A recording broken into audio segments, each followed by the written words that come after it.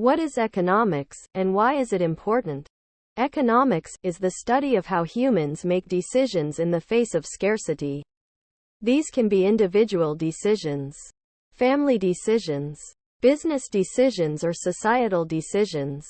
If you look around carefully, you will see that scarcity is a fact of life. Scarcity means that human wants for goods, services, and resources exceed what is available.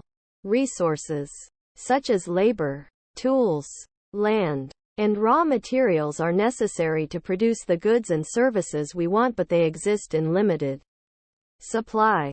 Of course, the ultimate scarce resource is time. Everyone, rich or poor, has just 24 hours in the day to try to acquire the goods they want. At any point in time, there is only a finite amount of resources available. Think about it this way. In 2015, the labor force in the United States contained over 158.6 million workers, according to the U.S. Bureau of Labor Statistics.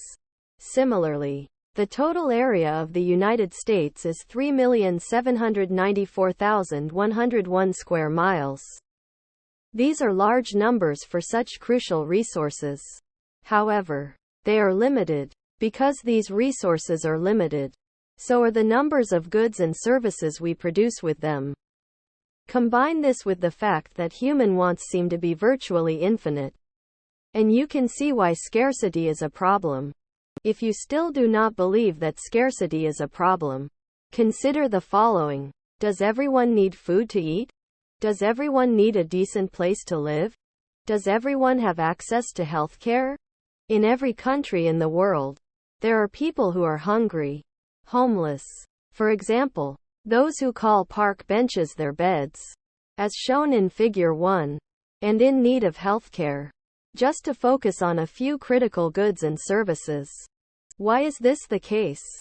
It is because of scarcity. Let's delve into the concept of scarcity a little deeper, because it is crucial to understanding economics. The problem of scarcity. Think about all the things you consume: food, shelter, clothing, transportation, healthcare, and entertainment. How do you acquire those items? You do not produce them yourself. You buy them. How do you afford the things you buy? You work for pay. Or if you do not, someone else does on your behalf. Yet most of us never have enough to buy all the things we want. This is because of scarcity. So how do we solve it? Every society, at every level, must make choices about how to use its resources. Families must decide whether to spend their money on a new car or a fancy vacation. Towns must choose whether to put more of the budget into police and fire protection or into the school system. Nations must decide whether to devote more funds to national defense or to protecting the environment. In most cases, there just isn't enough money in the budget to do everything. So why do we not each just produce all of the things we consume? The simple answer is most of us do not know how. But that is not the main reason. When you study economics, you will discover that the obvious choice is not always the right answer, or at least the complete answer. Studying economics teaches you to think in a different way. Think back to pioneer days, when individuals knew how to do so much more than we do today. From building their homes, to growing their crops, to hunting for food, to repairing their equipment. Most of us do not know how to do all or any of those things. It is not because we could not learn. Rather, we do not have to. The reason why is something called the division and specialization of labor. A production innovation first put forth by Adam Smith, Figure 2, in his book, The Wealth of Nations, the division of and specialization of labor. The formal study of economics began when Adam Smith, 1723 to 1790, published his famous book, The Wealth of Nations, in 1776. Many authors had written on economics in the centuries before Smith, but he was the first to address the subject in a comprehensive way. In the first chapter, Smith introduces the division of labor. which means that the way a good or service is produced is divided into a number of tasks that are performed by different workers, instead of all the tasks being done by the same person. To illustrate the division of labor, Smith counted how many tasks went into making a pin, drawing out a piece of wire, cutting it to the right length, straightening it, putting a head on one end and a point on the other, and packaging pins for sale, to name just a few. Smith counted 18 distinct tasks that were often done by different people, all for a pin. Believe it or not, modern businesses divide tasks as well. Even a relatively simple business like a restaurant divides up the task of serving meals into a range of jobs like top chef, sous chefs, less skilled kitchen help, servers to wait on the tables, a greeter at the door, janitors to clean up, and a business manager to handle paychecks and bills, not to mention the economic connections a restaurant has with suppliers of food, furniture, kitchen equipment, and the building where it is located.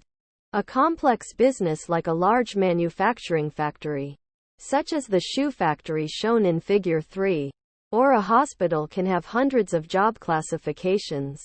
Why the division of labor increases production. When the tasks involved with producing a good or service are divided and subdivided, workers and businesses can produce a greater quantity of output. In his observations of pin factories, Smith observed that one worker alone might make 20 pins in a day, but that a small business of 10 workers, some of whom would need to do 2 or 3 of the 18 tasks involved with pin making, could make 48,000 pins in a day. How can a group of workers, each specializing in certain tasks, produce so much more than the same number of workers who try to produce the entire good or service by themselves? Smith offered 3 reasons.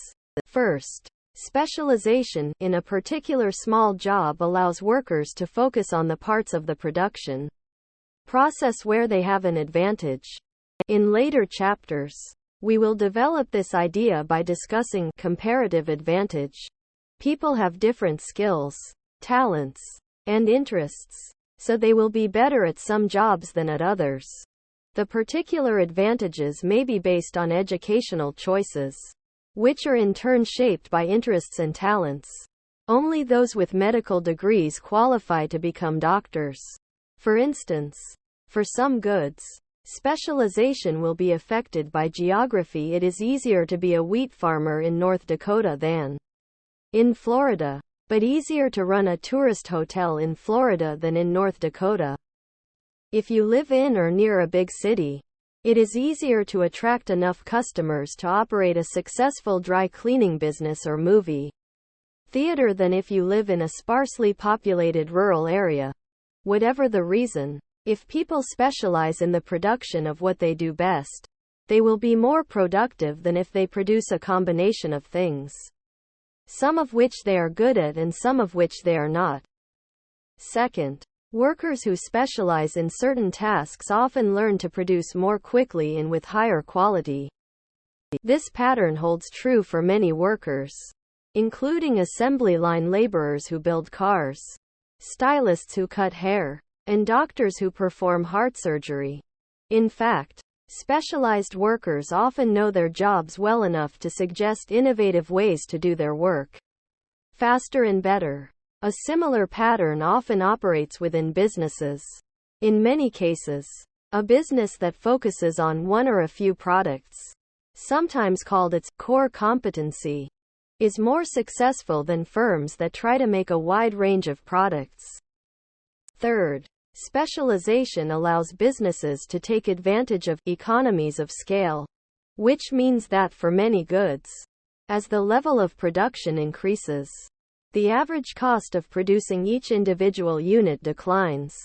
For example, if a factory produces only 100 cars per year, each car will be quite expensive to make on average. However, if a factory produces 50,000 cars each year, then it can set up an assembly line with huge machines and workers performing specialized tasks, and the average cost of production per car will be lower. the ultimate result of workers who can focus on their preferences and talents, learn to do their specialized jobs better, and work in larger organizations is that society as a whole can produce and consume far more than if each person tried to produce all of their own goods and services. The division and specialization of labor has been a force against the problem of scarcity. Trade and markets. Specialization only makes sense, though, if workers can use the pay they receive for doing their jobs to purchase the other goods and services that they need. In short, specialization requires trade. You do not have to know anything about electronics or sound systems to play music. You just buy an iPod or MP3 player. Download the music and listen. You do not have to know anything about artificial fibers or the construction of sewing machines. If you need a jacket, you just buy the jacket and wear it. You do not need to know anything about internal combustion engines to operate a car. You just get in and drive. Instead of trying to acquire all the knowledge and skills involved in producing all of the goods and services that you wish to consume, the market allows you to learn a specialized set of skills and then use the pay you receive to buy the goods and services you need or want. This is how our modern society has evolved into a strong economy. Why study economics? Now that we have gotten an overview on what economics studies, let's quickly discuss why you are right to study it. Economics is not primarily a collection of facts to be memorized, though there are plenty of important concepts to be learned.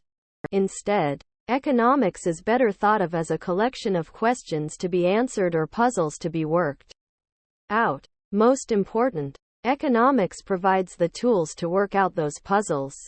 If you have yet to be bitten by the economics bug, there are other reasons why you should study economics. Virtually every major problem facing the world today, from global warming to world poverty, to the conflicts in Syria, Afghanistan, and Somalia, has an economic dimension. If you are going to be part of solving those problems, you need to be able to understand them. Economics is crucial. It is hard to overstate the importance of economics to good citizenship. You need to be able to vote intelligently on budgets, regulations, and laws in general. When the U.S. government came close to a standstill at the end of 2012 due to the fiscal cliff, what were the issues involved? Did you know? A basic understanding of economics makes you a well-rounded thinker. When you read articles about economic issues, you will understand and be able to evaluate the writer's argument. When you hear classmates, coworkers, or political candidates talking about economics, you will be able to distinguish between common sense and nonsense. You will find new ways of thinking about current events and about personal and business decisions, as well as current events and politics. The study of economics does not dictate the answers, but it can illuminate the different choices.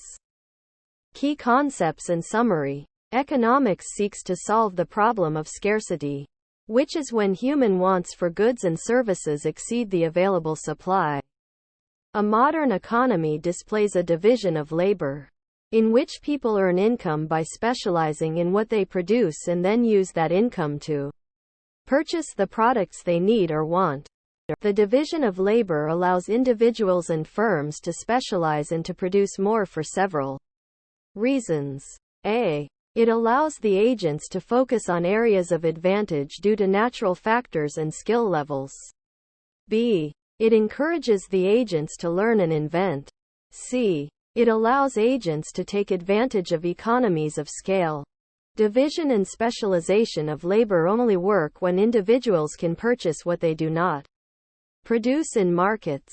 Learning about economics helps you understand the major problems facing the world today, prepares you to be a good citizen, and helps you become a well-rounded thinker. Thank you for watching BookTube channel. Make sure to smash the like and subscribe buttons to receive notifications about new contents.